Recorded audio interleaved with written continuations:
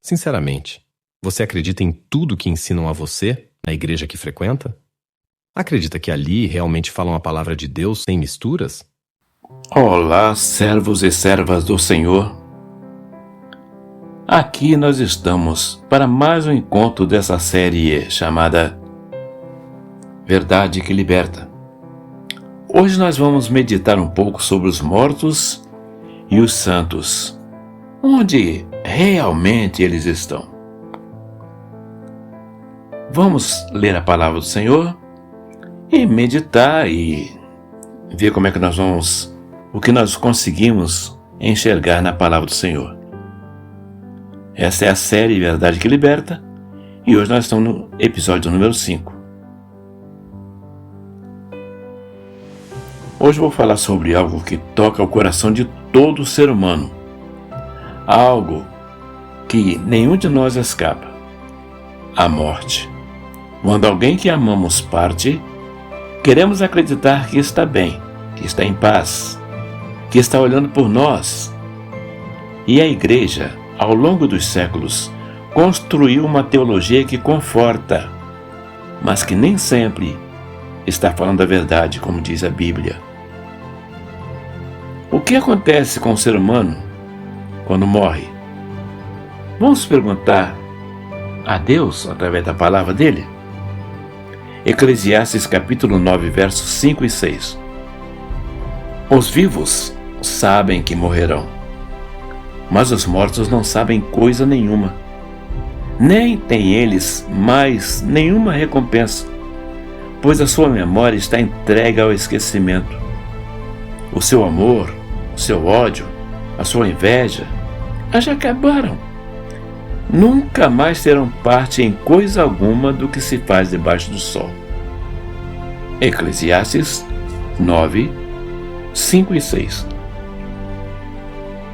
A Bíblia é categórica em dizer: os mortos não sabem coisa nenhuma. Não estão observando você. Não estão intercedendo por você. Eles não têm consciência das coisas que acontecem aqui no mundo. No livro de Salmos, no Salmo 146, verso 4, diz: quando o homem morre, o espírito sai dele e ele volta ao pó. Naquele mesmo dia, acabam todos os seus pensamentos. No mesmo dia da morte, os pensamentos perecem. A consciência cessa. O ser humano retorna ao pó e aguarda. Mas a confirmação mais poderosa vem do próprio Jesus. João capítulo 11, verso 11 ao 14. Lázaro havia morrido. E Jesus diz aos discípulos: Lázaro, o nosso amigo, está dormindo, mas vou acordá-lo do sono. Disseram-lhe então seus discípulos: Senhor, se está dormindo, ficará bom. Ora, Jesus dissera isso da morte dele, mas eles pensaram que falava do repouso do sono. Então Jesus disse claramente: Lázaro morreu. Jesus chamou a morte de sono, não de viagem ao céu, não de entrada imediata na presença de Deus. Sono, um estado de inconsciência, de repouso, do qual a pessoa será despertada. E quando Lázaro foi ressuscitado, ele não trouxe nenhuma mensagem do céu, não descreveu glórias eternas que havia visto, porque ele estava dormindo, aguardando a ressurreição. E aí está a verdadeira esperança cristã. Não na imortalidade da alma. Que isso? Não. Esta questão de imortalidade da alma é um conceito grego de Platão. Não é bíblico. Então, A verdadeira esperança cristã não está nessa de alma imortal, mas sim na ressurreição dos mortos. 1 Tessalonicenses capítulo 4, verso 13 a 16. Não quero, porém, irmãos, que sejais ignorantes a respeito dos que já dormem, para que não vos entristeçais como os demais que não têm esperança. Porque se cremos que Jesus morreu e ressuscitou, assim também, aos que em Jesus dormem, Deus os tornará a trazer com ele. Dizemos-vos, pois, isto, pela palavra do Senhor, que nós, os que ficarmos vivos até a vinda do Senhor, não precederemos os que dormem. Porquanto o mesmo Senhor descerá do céu com alarido, com voz de arcanjo, com trombeta de Deus, e os mortos em Cristo ressuscitarão primeiro.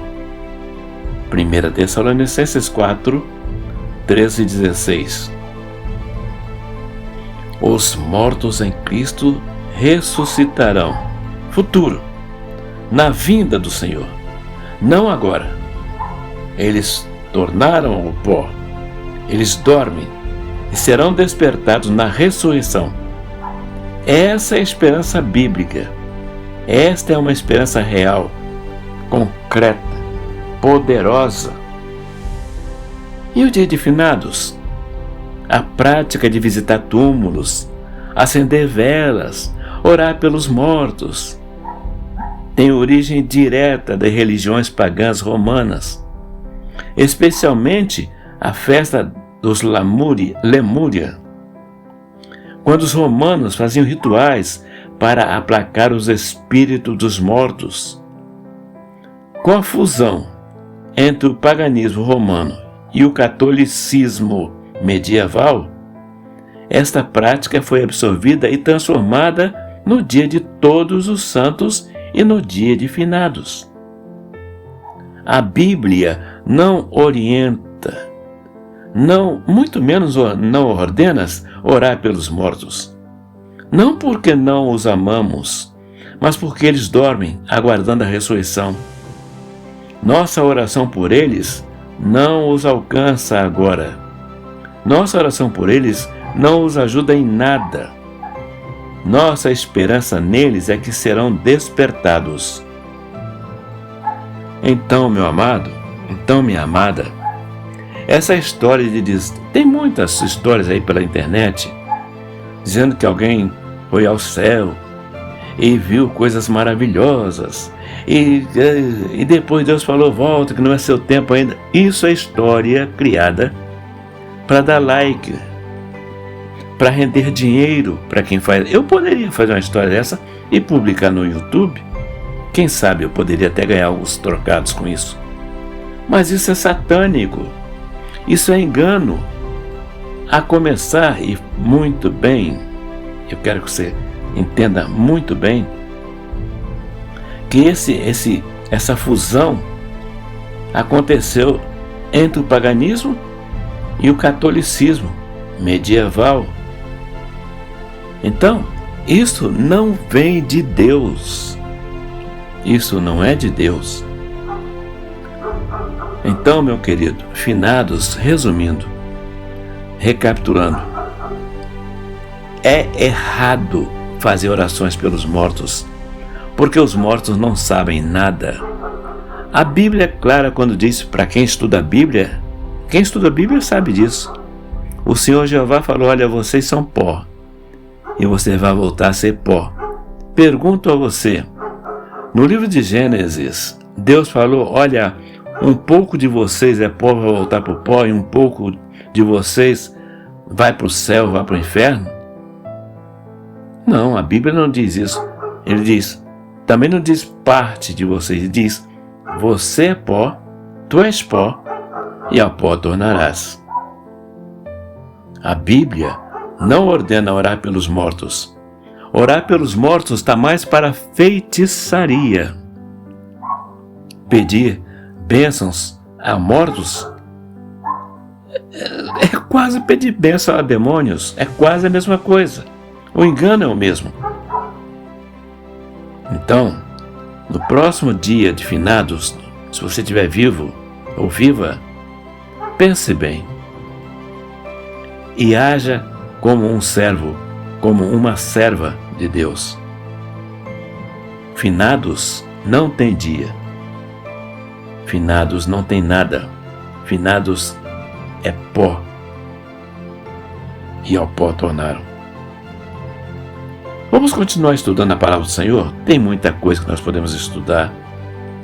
Olha, no próximo episódio vamos falar de um tema que tem sido usado para justificar comportamentos e que divide alguns estudiosos bíblicos há séculos. Nós vamos ler um pouco, aprender um pouco sobre o vinho. O vinho da Bíblia era realmente alcoólico? Será? Ou será que era tangue? Ou que suco?